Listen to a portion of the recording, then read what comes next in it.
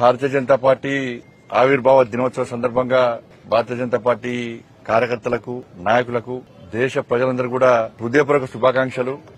45 సంవత్సరాల క్రితము 1980 ఏప్రిల్ 6వ తారీఖు నాడు మా అగ్రనాయకులైనటువంటి స్వర్గీయ భారతరత్న అటల్ బిహారీ వాజ్పేయి గారు, శ్రీ లాల్ కృష్ణ అద్వానీ గారి యొక్క నేతృత్వంలో భారతీయ జనతా పార్టీ ఆ రోజు ప్రారంభించబడింది.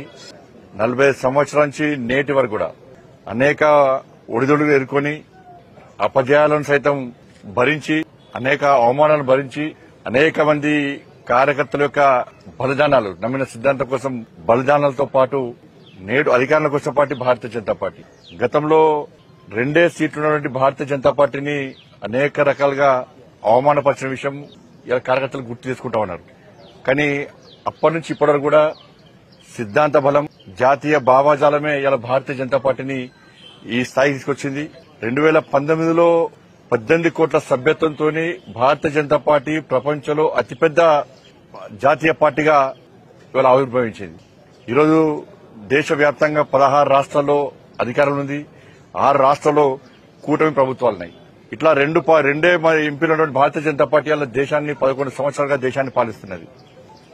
నరేంద్ర మోడీ గారి నేతృత్వంలో ఒక శక్తివంతమైన భారతదేశ నిర్మాణం కోసం భారతీయ జనతా పార్టీ కృషి చేస్తా ఉన్నది.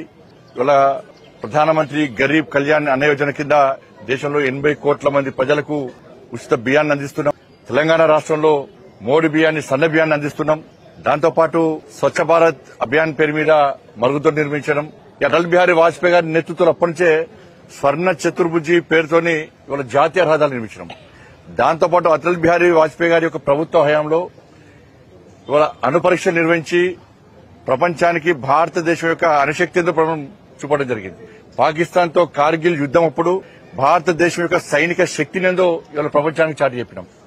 అటల్ బిహారీ వాజ్పేయి గారిని స్ఫూర్తిగా తీసుకుని ఈరోజు నరేంద్ర మోడీ ప్రభుత్వం ఉచిత గ్యాస్ గాని, జాతీయ రహదారుల నిర్మాణం గాని, రైల్వే నిర్మాణాలు గాని, సడకుల ద్వారా రోడ్ల నిర్మాణం గాని, దాంతోపాటు మరుగుదొడ్ల నిర్మాణం గాని, ఉచిత విద్యుత్ మన కరెంటు సప్లై విషయంలో గాని, ఇట్లా అనేక రకాలుగా ఇలా పేద ప్రజలకు సంక్షేమ ఫలాలు అందిస్తున్నాం. జనసేన ఆదర్శమూర్తి అయినటువంటి పండిత్ దీన్ దయాళ్ జీ యొక్క ఆశయం మేరకు చిట్ట చివరి వ్యక్తులకు సంక్షేమ ఫలాలు అందించాలని చెప్పి అంత్యోదయ సిద్ధాంతానికి అనుగుణంగా ఇలా నరేంద్ర మోడీ గారి పాలన కొనసాగుతున్నది. వాళ్ళ ఇన్ని సంవత్సరాల కాంగ్రెస్ పాలనలో దేశంలో ఆర్థిక దిశ ఎట్లుండో మనకు తెలుసు.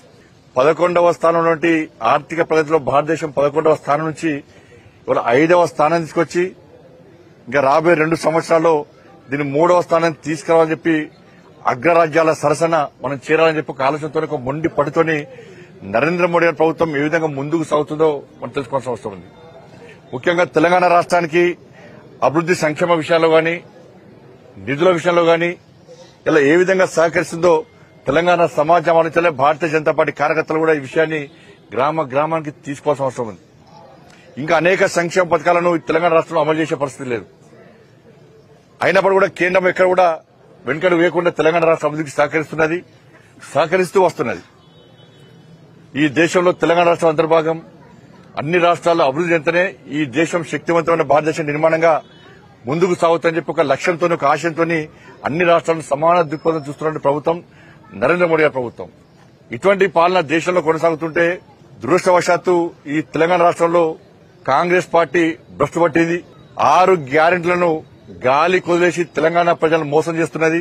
ముఖ్యమంత్రికి, మంత్రులకు పాలన మీద పట్టు లేకుండా పోయింది. రబ్బర్ స్టాంప్ ప్రభుత్వం నడుస్తున్నది. జనపద నుంచి ఇలా తెలంగాణ రాష్ట్రాన్ని పాలిస్తున్నారు. నిన్నగాక మొన్న పిసిసి అధ్యక్షులు మహేష్ గౌడ్ గారు అయిపోయారు.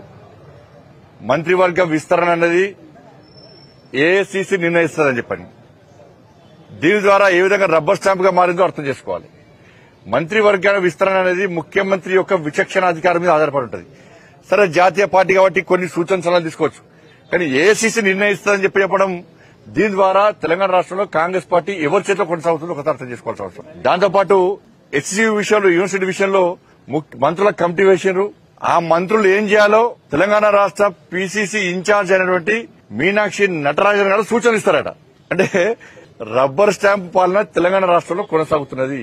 సొంత నిర్ణయాలు తీసుకునే పరిస్థితిలో కాంగ్రెస్ పార్టీ ప్రభుత్వం లేదు. అందుకే అవినీతి రాజ్యం వెళ్తున్నది. ఢిల్లీకి 10 జనవరి కు మూటలు పంపుతున్నారు.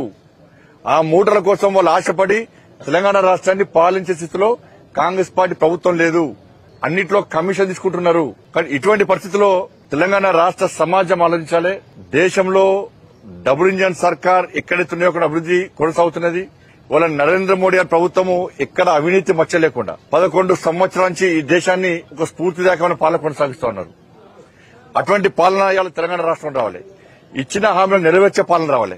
ఇలా 370 ఆర్టికల్ రద్దు గాని, ఈ 11 నెలల పాలనలో అయోధ్యలో రామమందిర నిర్మాణం గాని, త్రిపుల్ తలాక్ రద్దు గాని, సిఏ విషయంలో గాని, నిన్నాక మొన్న వక్ బిల్లు సవరణ చట్టం గాని, ఇట్లా అనేక సాహసోపేతమైనటువంటి కఠిన నిర్ణయాలు తీసుకున్న ప్రభుత్వం నరేంద్ర మోడీ ప్రభుత్వం.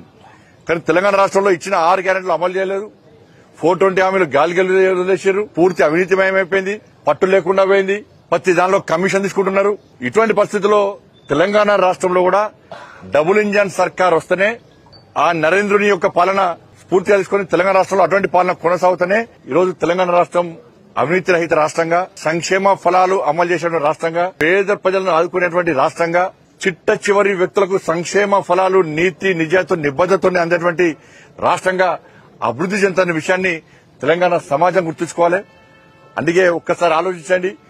ఇలా కాంగ్రెస్ పార్టీ అవినీతి అక్రమ పాలనను, రబ్బర్ స్టాంప్ పాలనను అంతమందించాల్సిన బాధ్యత తెలంగాణ రాష్ట్రం ఉంది. కాబట్టి ఆ స్థాయిలో భారతీయ జనతా పార్టీ కార్యకర్తలు కూడా ఇంకా అగ్రెసివ్ గా కొట్టాలని చెప్పి పార్టీ కోసం, పార్టీని అధికారులు తీసుకురావడం కోసం అందరూ కష్టపడి పనిచేస్తుందిగా అందరికీ విజ్ఞప్తి చేస్తూ మరొకసారి భారతీయ జనతా పార్టీ కార్యకర్తలకు, నాయకులకు అందరూ కూడా పార్టీ ఆవిర్భావ దినోత్సవం సందర్భంగా హృదయపూర్వక శుభాకాంక్షలు.